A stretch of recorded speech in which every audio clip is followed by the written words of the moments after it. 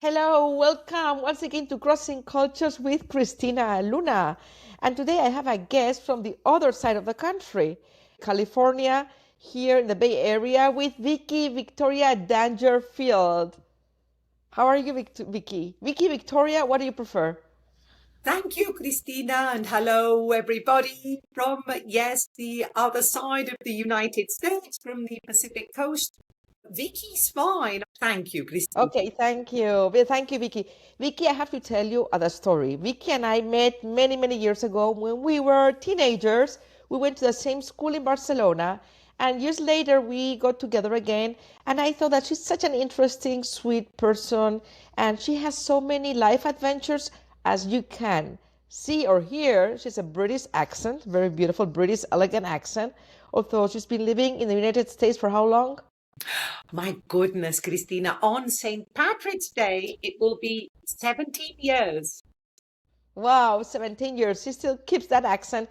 So Vicky is like part British, part Catalan from Catalonia, this area of Spain. And then she married an American and she has a turtle, Machotita, that she will bring us at the end of this podcast. She will tell us a little bit about it. But I wanted with Vicky, I wanted to know about how it was growing up with different cultures, a Catalan mother, a British dad in Barcelona. Then she worked, she worked well with a train, right? Yes, yes, Christina. Growing up in Barcelona, well, Barcelona, as you know, is already a very cosmopolitan city, and it's beautiful in terms of art. I come from a family on my mother's side of artists. My grandfather was an art critic. My aunt was a very well-known, reputable painter in Catalonia, but then on an international level. And then I loved having the opportunity to travel to the UK to visit family every year. So very enriching, considering, very lucky in that respect. And then, yes, I fell in love with an American, and that took me from the UK, where I was living, to California, near San Francisco. Oh, yeah, they always say you move for either work or love. In my case, it was the latter. So tell us a little bit about growing up with the two different cultures, because your mother, you grew up in Catalonia, and you have two siblings. What you felt more growing up and now? More British, more Catalan, and what did you engage uh, growing up with which of the cultures and in which ways? Interesting question. A lot of people ask me that. I don't. I feel me. I feel perhaps, more, in a way, more European, since I'm living in the United States now and have been, coming up to 17 years. But it was very advantageous, I even thought as a kid, to be, to be privy to these both cultures, both very enriching. And it's interesting. Yes, in many ways, I have the Spanish, well, Spanish Catalan flair, and sometimes that side of being sometimes going through life, enjoying it, the joie de vivre. But then I like to think that I have British things about me too that come Tell us about the British things and what kind of traditions did you embrace from each culture? from the British things. I think I'm diplomatic, very diplomatic, super polite. I always think before I'm going to say something, whereas the Spanish, as you know, can be a bit more brash. But I'm careful. I always thought I could have become a diplomat. I would have really, done well with that. And I love the British sense of humor. I think I've always had that little irony. I love jokes, and I think in life it's important to have one. It's something I also looked for in a partner, and vice versa. We both sense of humor is something that brought us together immediately. So yes, a nice balance of both cultures. I have to say, though, with the European culture, I feel that I like to balance work and leisure. Whereas, as you know, Christina, in the United States, people work, work, work, maybe a little bit too much. Yeah, I know now. There's that sense of guilt of having a nice time or relaxing, right? That you feel like I'm picking up a book or I'm just lying down or watching TV, I should feel guilty, right? I should be working. And what were the traditions that you grew up with? Tell us some of the Catalan, some of the British ones that you grew up with. The Catalan traditions were, well, my mother's family, her father was from Vic, which is the heart of Catalonia, a very Catalan city. It was more a sort of agricultural area. It is still today. But then we grew up in Barcelona, in the city of Barcelona, but still a strong Catalan influence. We used to have, oh yes, I remember in the Easter holidays, my grandfather had a country house in La Garriga, a little town not far from Barcelona, just about 30 miles. And we had this group of singers called caramellas who would come and sing Easter songs. And I used to love that. We would play pranks on them, though. Yeah, with my cousins. We could be a little bit cheeky as kids. I remember we punctured one of the tires of their car, and I thought, oh my gosh, we're naughty doing that. But, kids, we did have fun. That was partly, yeah, the Catalan was, I remember that tradition clearly. And then with England, my grandparents were very, very conservative English, and they used to take me to conservative parties full of older people, and I felt very bored and a little bit overwhelmed. But we had some nice traditions with my grandparents as well. What about the food? Do you eat? Because I make an egg in a hole. They don't know that very much in the USA. You know, the egg in a hole? No, I've never heard of that. Yeah, you bake it, you cut the piece of bread with a glass, and then you make the egg inside. You put the egg inside and you fry it. Oh, So it's an egg in a hole. never heard of that. I remember, speaking of eggs, as a kid, something that we eat in Spain, and I'm sure you've eaten it, is arroz a la cubana. And I haven't yet prepared this because my husband and I are boiled egg fans. Sounds a bit boring, but delicious. But arroz a la cubana is white rice, for those of you who don't know, with a fried egg on top and then tomato sauce. I used to love that as a kid. And that has nothing to do with Cuba. Yeah, I have to tell you guys this, Yes. right? It's a Catalan thing, like the food of the poor, right? A very simple kind of food to eat and very delicious. So tell us about how did you took advantage of your mixed cultures professionally? Tell us a little bit about your profession. I know some of it. Our listeners will want to know the exciting adventures, right? You took, like in the train, being a stewardess in a train between France and England, and some of the stories there. Well, yes, interesting. Already as a child, I was a people person, attracted to people. I always wanted to get to know people and talk to them and learn about other people. People to me are like open books that I want to read each and every page. And my career took me to attempting to study translation and interpretation, but you needed a very high mark prior to going to uni. So I took a private course instead of tourism, public relations. Long story short, I started working in top hotels, first Barcelona, then London. And yes, I found an opportunity with Eurostar train, the Channel Tunnel train. I worked for 3 years as a stewardess on board, but then my back had enough, and I suddenly had a herniated disc, 2 herniated discs back in 2006. So that was it, no more. Well, the tunnel, that was it. It was only 3 years. It wasn't a long period of my professional life, because then I jumped onto the travel center. So I was in an office greeting the public, and like a travel agency, but in situ at the Waterloo terminal for Eurostar. Then we moved to King's Cross. But yes, truth is stranger than fiction, as I'm sure you know and your listeners know. And some of the questions that you come across are hilarious. I was asked by some travelers if we were going to see the fish under the tunnel, crossing the Channel Tunnel. I said, no, it's not a glass tunnel. Or some people were asking if they could see the Eiffel Tower from the London Eye. from the London Ferris wheel. So yes, sometimes you have to, you have to be, again, diplomatic. I'm very good at it. And, just put a brave face, said, no, uh, the tunnel is only a 20-minute transit. And at first it was almost 3 hours, but now within just over 2 hours, you're from the center of London to the center of Paris. How does it feel like to be in a train under the sea for like 20 minutes?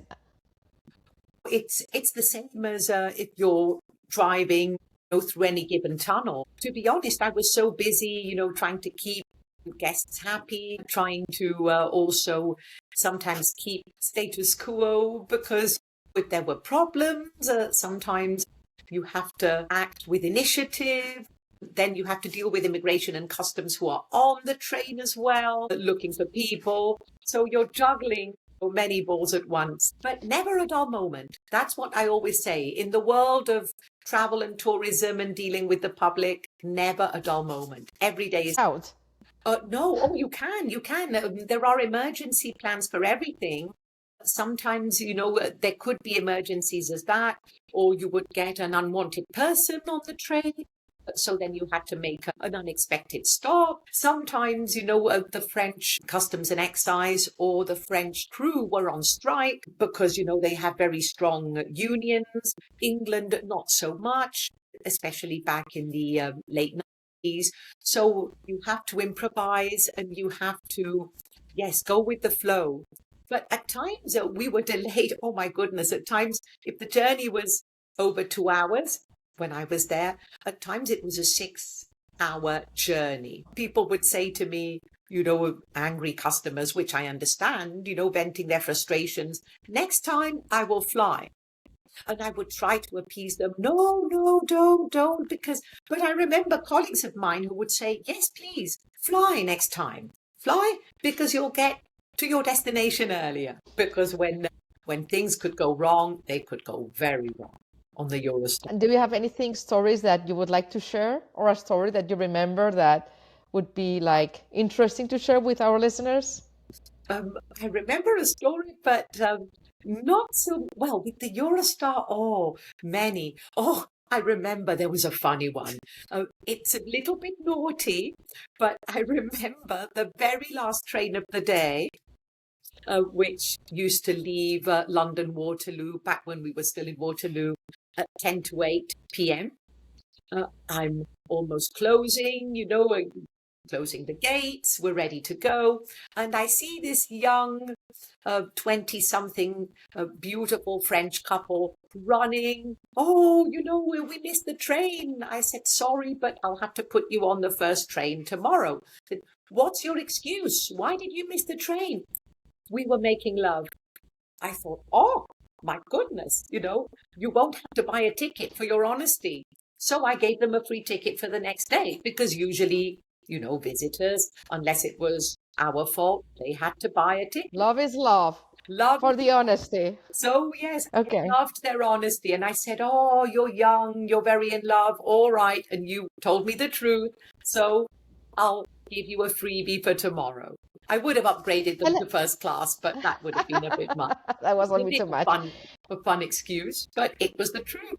Tell us about also now your experience now going forward. You met your husband, right? And then you moved to the United States. How was it living to the other side? Because it's not just the East Coast. You went directly to the West Coast. Tell us your experience and what are the cultural shocks besides that Americans work all the time? Work all the time. Yes, that was the first one. Like, my gosh, they work so hard. I cannot believe it. I used to have a month holiday fully paid.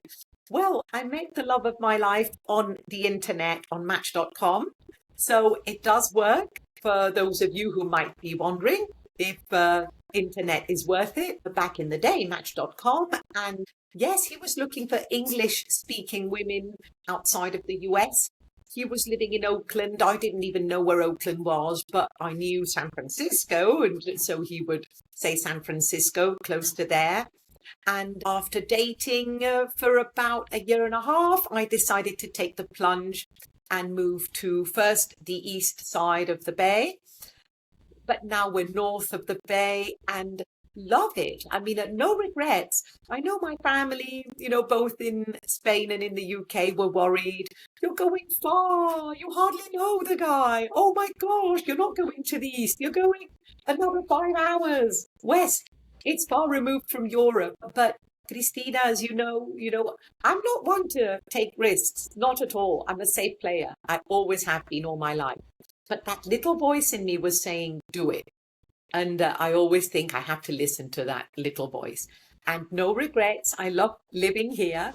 I do miss, family and friends, but I travel a lot. I try to go twice a year. And what shocked me the most, well, Californians, I used to say to my husband, why are they so friendly? Why are they talking to me like they know me? We would go to the grocery store or we would go out to dine, and Californians are genuinely, well, Americans are very open and want to know about you. And they would say, hi, ma'am, and how are you today? And I was shocked because nobody in London will say, hi, how are you? Da, da, da. And at first that shocked me. But immediately I got to really feel very welcome and quite like that. So what was the hardest thing for you to adjust to America, to California, well, to be more specific? And what was the best and the most challenging? The best was being with my hubby, obviously, starting a new life and meeting new people, especially, again, California. I love the weather. Oh my goodness. I was used to cold winters and dreary, short winter days in London. It was dark at 3 in the winter. Oh, and I would get off to work in the dark and come back home in the dark. Although there's nothing better than a nice pub with the fireplace, a glass of wine and good friends. So yeah, I love that. I love the life here with hubby, the people and the weather. We're exposed to beautiful nature here in Marin County, which is north of San Francisco.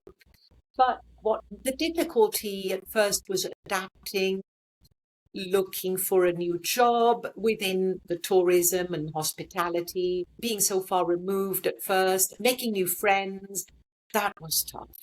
That was really tough. Oh, there were days when I would think, what am I doing? I'm so far away.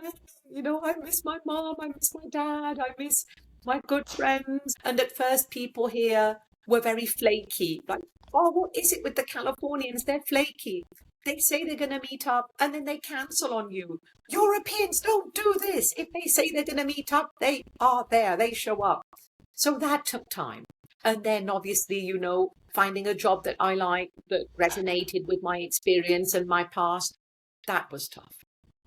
And now you're a tour guide in California, right? So if anybody in San Francisco wants to go, we will put in the description the information for Vicky. She can be your tour guide, right? Oh, you bet. Absolutely. Yeah. Tell us something about the story in your tour guides of San Francisco that people don't normally know and that you tell. Oh, Christina, so many. I love being a tour guide. It's the best job I've ever had. I'm so lucky and blessed to have found that. Because first I took a course, to be more specific, funneling into a tour director. First I used to go off all over the Western states, national parks, big cities like LA and Vegas. But now I'm more concentrated to San Francisco and the Bay Area. And love it. I mean, one thing that, yes, to discover for people is I take them to smaller neighborhoods now, and I let them try good food here. San Francisco has an amazing variety of restaurants and culture. So I like What that. about the story, the history? Is there something you can share with us in advance that people don't know? The history of California, well, as people will know about, I'm sure they've heard about the gold rush, most people, the earthquakes. But what I love to share is that there are ships buried underneath the financial district in San Francisco, underneath the skyscrapers, Christina. These buildings with over 200 feet or more. Some of them are 800 feet. There are remains of old Navy, old ships down there. And people have to, to build part of the metro, they had to tunnel through a ship between 40 and 70 old ships. Wow. Mhm. So that's one of the stories that you share that people don't know normally, right? People don't know. Yes, people don't have a. Are these walking tours? The ones I do now are primarily walking, yes, with countries from all over the world. I mean, one day I had 15 nationalities. So I said to people, well, this is the United Nations. And, one has to be very careful because I'll have people who come from Arab countries and some people who come from Israel on my tours, aside from Americans, Canadians, Europeans, Asians. So one has to be, we never talk politics, obviously. We never talk religion. We never talk sex. Nothing like that. If somebody starts with politics, I have to tame the flames and say, well, ladies and gentlemen, we're in San Francisco. Let's talk about the beautiful city and ask me questions. And California, it is again, And it always works? It works, yes, 99% times it works. Is there any stories that you want to share about your tours? Yes. Oh, yes. Well, there was a funny story I remember when I was on the coaches giving tours on the buses before I started with walking tours. We would have a 5-hour city tour, then we would cross the Golden Gate Bridge, go to Sausalito, the first city north, and then come back by ferry. I had a full bus, Christina, with 40 people. Our manager at the time sometimes didn't have the buses up to scratch. So we have this city tour with the one full window that covered about 2.5 seats. The window was covered. It had a top, so people couldn't see outside. Oh my God. That was a tough one because they were, Vicky, this is a city tour and you bring us a bus without a view. But I'm sorry, one window with black top. That was tough. How do you solve that? Well, I tried to have people rotate, but eventually there were fights between people. I was, very deferential and apologetic. And I called the company and said, this is unacceptable. So the company said, we will refund the people who could not get to see the city. But a couple from Australia left, poor things, said, it's not you, it's not the driver, you're wonderful, but we cannot, be expected to go on a city tour with the window, a black window, of the covered window. Anyway, what other things, how have you reinvented yourself professionally besides? Because one of the things that I love about the United States is that you can reinvent yourself in any way at any age. You can, absolutely. You pivot here. And this is something that, yes, Europe has to catch on. I know, some European countries are, but not as much. Here you can get sponsorship, as you know, for things, enterprises that you want to bring about. It's great to have this mindset of being able to do new things and not being scared of it. Or not, what's your neighbor going to say about this? 2020, as you know, the pandemic, my jobs came to a halt. I was booked all year with tours. I give tours in French, but sometimes in Italian, but everything came to a halt, all cancellations. My husband and I were introduced to a health and wellness company called 𝐂𝐨𝐧𝐭𝐢𝐧𝐭𝐢𝐳. They are makers of holistic products that help with everything. They help from weight management to energy, to manage stress. All these products that come with clinically human trials. So they're tested and then they're presented to universities. These universities are very rigorous and strict, and they're published in top medical journals. So it's science at its best with holistic, healthy, natural nutrition. And we love it. We are now distributors for them. We consume. Okay, we will put that in also in the comments. So if people want to contact you for this or for the tours, you can do it. But now let's go to an interesting part of your life. You have a pet turtle. Oh, yes, Christina. Tell us, how did that happen? A big one, right? It's not a little one, a big one. Well, you'll see her. She's about 9 inches long, our dear Machotita. We used to have cats, but lost them both. They both passed away. It's life. And we were living at another apartment before we moved to this house. Well, we're renting part of the house. And one of our neighbors, who was from the Ukraine, at the other apartment, had issues with her husband from Russia. This was before the war, well before the war. This was in 2014. She had two little kids, two little brats, bless them.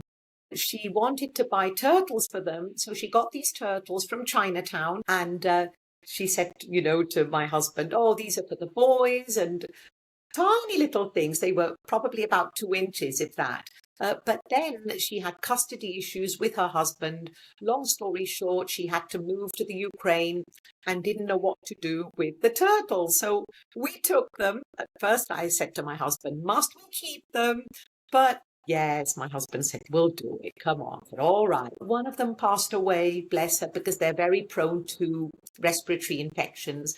But the one we have now is a trooper. Oh, sorry. Oh, sorry, Christina. She went from 2.5 inches to a big, big girl. She Wow. called Machotita. We named her initially Machote. We thought she was a boy. But no, the vet confirmed, no, he is a she, and we've had her for 12 years. I mean, it's magnificent. Can you show her to us? Yes, domesticate her. My brother's a psychologist. He deals with primarily, youngsters. And I remember once we were on a Zoom call, and he said, "Oh my gosh, the turtle was climbing on top of me." And my husband and I, we put her on our chest, we give her itchies, and we pet her.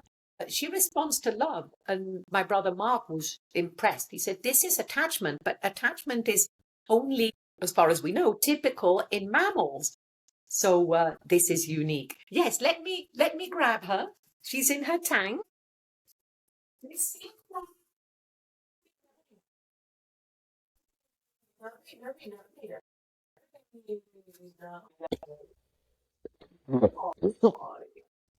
I wanted to take her out today, but it's not quite sunny. So here she is, Christina. Here she is. Wow. She's adore, magnificent. we adore her. She's really, added to our lives. I mean, we never had children. We married when I was 40, and Chris was 45. And, there comes an age where you think, well, maybe not. And we just decided not to have kids. I'm happy I have 3. So tell us something about her. How is a pet turtle? Are they affectionate? Do they sleep with you? Do they just stay in the tank? How do you take care of them? She is very affectionate, very. And I believe they all are, if they're given love, of course, like every living being. You have to treat them with love, with care, with respect. You nurture them. She's very calm. Normally, she'll go through an egg-laying season, which can commence anytime in October, from October to late September the following year.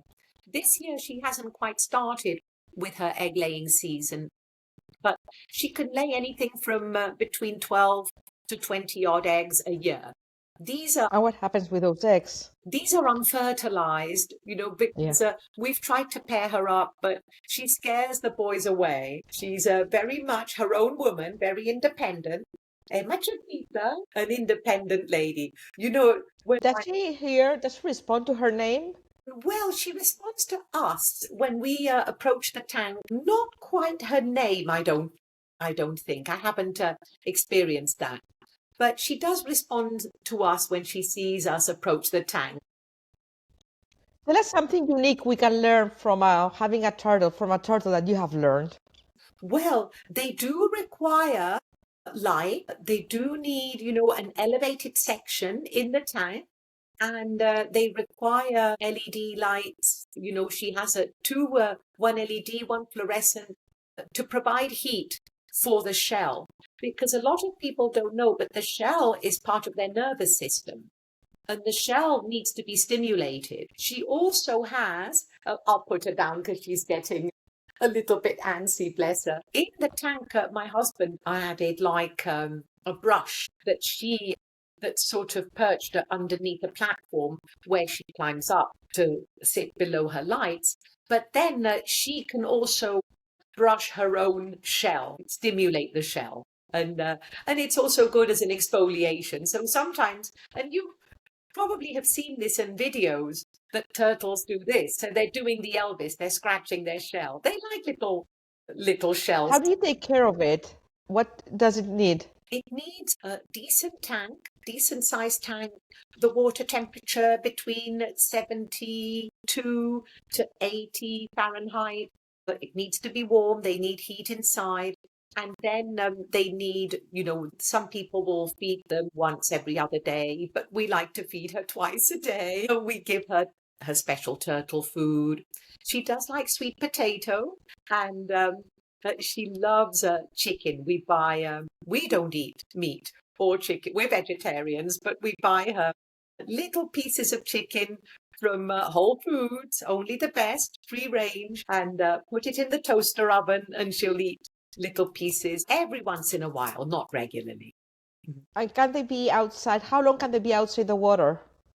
She breeds outside, so we can take her out for as long as we wish. Sometimes during egg laying season, she comes to the bed with us. She won't sleep there. We can't have her sleeping in the bed because she can walk around and, she could fall over. But she'll stay, she'll sleep in the bed like a kid between us. And lay eggs on the bed. She hasn't done it yet on the bed. She's very particular. She'll only lay eggs in the tank. And my husband That's great. tried, very interesting places and sophisticated ways for her to lay different types of soil and earth. But no, she lays them in the tank. She is you. Thank you so much, Vicky. This is amazing. Thank you for sharing with us all the, your journey through life, through the different cultures, the different jobs, how you embraced all your cultures, how you embrace it personally and professionally. Yes. Oh, thank you, Christina. Yes, it's an interesting journey, I have to say. And you're very kind. I love your questions too. You have a lot of creativity. So keep up the good work. Thank you. Thank you. Don't forget to ask any questions to Vicky through the comments, and follow us. And please, if you want to go or you are interested in all of the things that she's offering, just contact her. We'll put her email in the description. One last thing before we go, Vicky, since I've known you, you've always been like a good-hearted, positive person. You are like that. How can you be like that forever? Like, how can you remain positive, see the good side? Tell us, for all of those people, that they can embrace something of what you offer. Oh, thank you, Christina. Well, no, needless to say, I do have my moments, where I'm either worried, or I think I've got that worrying streak from my English granny. She used to say, "Oh, darling, I worry." And I do worry about things sometimes, but I think overall I try to not take anything for granted. I always think if one has a plate to eat, a roof over their head, and health, one has a lot, especially in this day and age. So I try to be grateful. Gratitude for me is number one. Gratitude Thank you. is the attitude. And so thank you. You for your gratitude, for your time, for your stories, and we'll keep it with us. Gratitude for all of us, right? Yes. Let's get up with gratitude for what we have, not for what we don't have. Exactly, Christina. Well said. I always say that if you don't have gratitude, good things won't be coming. So be open to them. Have that vibration. Be in that space. Thank you, Vicky. And we'll see you hopefully in San Francisco or in Barcelona next stop. Yes, I hope so. Thank you, my sweet. Thank you.